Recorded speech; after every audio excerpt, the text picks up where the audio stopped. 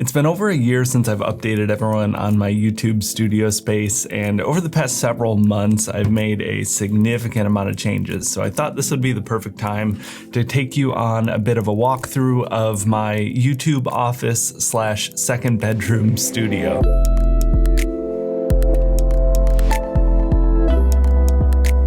Starting with the background behind me, earlier this summer I decided I wanted to make some aesthetic improvements to help the look of the channel and just to make a little bit of a nicer, prettier space for me to work in. Because I haven't been doing as much client work this year, I've had a little bit more energy and attention to put into YouTube. The first thing I did was paint this back wall. I love this dark, kind of pale blue color that I picked. It was just a clearance brand at my local hardware store. I don't actually remember the name of it, but after that I got this little 3-tier shelf from Amazon. It's definitely cheap, but it gets the job done pretty well for me. On there, I just have a handful of houseplants and my 2 extra lenses that aren't in use for my main A-roll shot here. And on the bottom shelf, just out of frame, I actually have water and vitamins. I like to have my vitamins easily accessible so I don't forget to take them. Above the shelf, I have 2 hanging rope lights with dimmer switches with Edison bulbs attached. Forgive me for the cheesiness of the Edison bulbs, but I just love that warm pop of light. It's also a really great way to help motivate my key and hair light, which we'll get into in just a second. On the other side though, I have some plant diagrams that I picked up on Amazon. I think they look really nice and definitely add to that kind of green aesthetic without having more plants and more shelves that would have added to the cost. Moving into the lighting, on the background I actually have 3 extra lights in addition to the hanging Edison bulbs that you can see behind me here. On this side I actually have a bicolor LED panel just out of frame in this corner here, set to the same warm tone as the Edison bulbs. That's how I get this nice kind of highlight on my face and on the top of my head. And on this side I do have a window that's just out of frame along with another LED panel set to a daylight balance. So you get that nice cool and warm contrast there.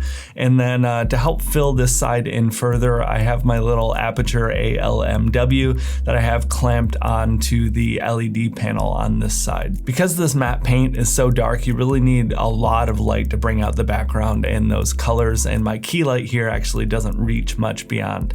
And speaking of my key light, this main light here is a newer purchase for me, and that is the Aperture 300X. I have been incredibly happy with this light. I actually picked it up with the budget from some client projects I had a few months back, and I've been so happy to have it. Before, I was using one of those LED panels to light me.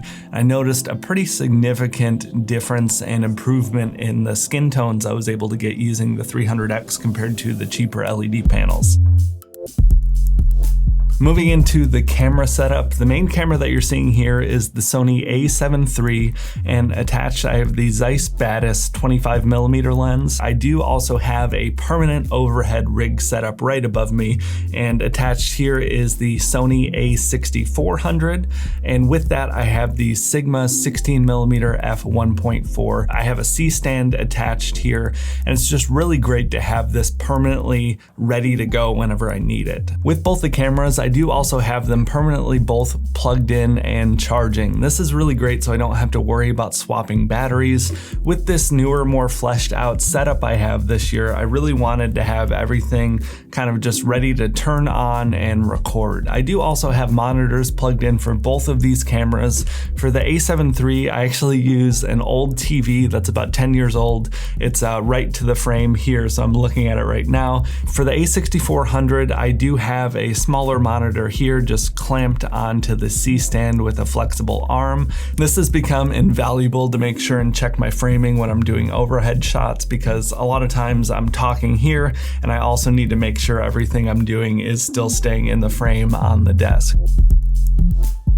Since I started YouTube in 2016, I've kind of taken one category of gear every single year and made a pretty substantial upgrade.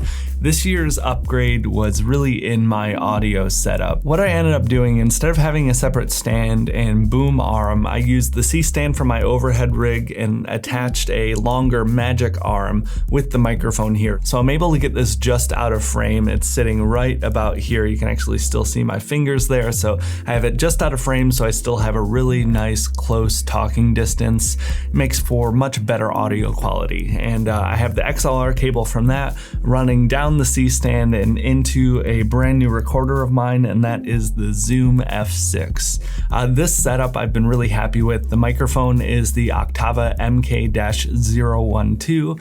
That was a recommendation from Gerald Undone. Outside of the camera and audio gear that I leave permanently set up, I do actually have an additional kind of shelving storage bin system right off frame on the back wall over here. I picked this up last year when I moved into this space, and it is really great. In addition to the two lenses I mentioned here for the cameras, the two lenses that sit back there, that is the Zeiss Batis 40mm and 85mm. I love the Batis lineup. Those two lenses are what I use exclusively for all of my B-roll. Especially lately, I've been going all in on that 40mm lens. It has a really close focusing distance, so you can get those really nice close-up texture shots for B-roll. I've been so happy with using that. Moving into the main event is my desk here. Last year's video was all about my minimal desk setup, and it is relatively similar, but I've made a few upgrades and changes since then. Like I said, this was a big year for audio upgrades for me, and part of upgrading your microphone and recorder, you also need a way to process and edit all of that audio. A few months back, I picked up the Sennheiser HD6XX. That was a Massdrop Sennheiser collaboration. I am absolutely in love with these headphones. They sound really warm and nice. I have zero complaints. They're very comfortable. They are incredible, especially considering the price point. They tend to compete with headphones more than double their price point. With those headphones, I have mounted underneath my desk with a little headphone stand clamp here. This thing is really nice, kind of soft touch rubber. I'll be sure to link it down below in the description. And then I have a few cable management runs to bring the headphone cable back to my amp. And the new amp that I was able to get this year was the JDS Labs Element 2. Outside of the gorgeous aesthetics, I love that big knob, but the sound that comes out of the Element is incredible.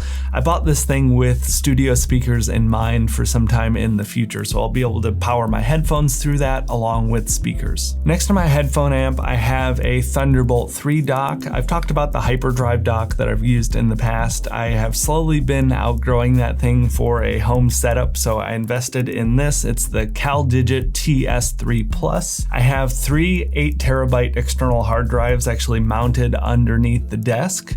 I ended up using a cable management rack underneath my desk, and I layered foam padding to prevent any vibrations from the hard drives, and then I had the cables running up into the Thunderbolt dock. In addition to the three desktop 8TB drives, I do also have a 2TB Samsung T3 SSD running under there as well. That's where I edit all of my projects from. It's a little bit faster and more consistent than the external hard drives. Those are for previous projects or kind of long-term storage for the data.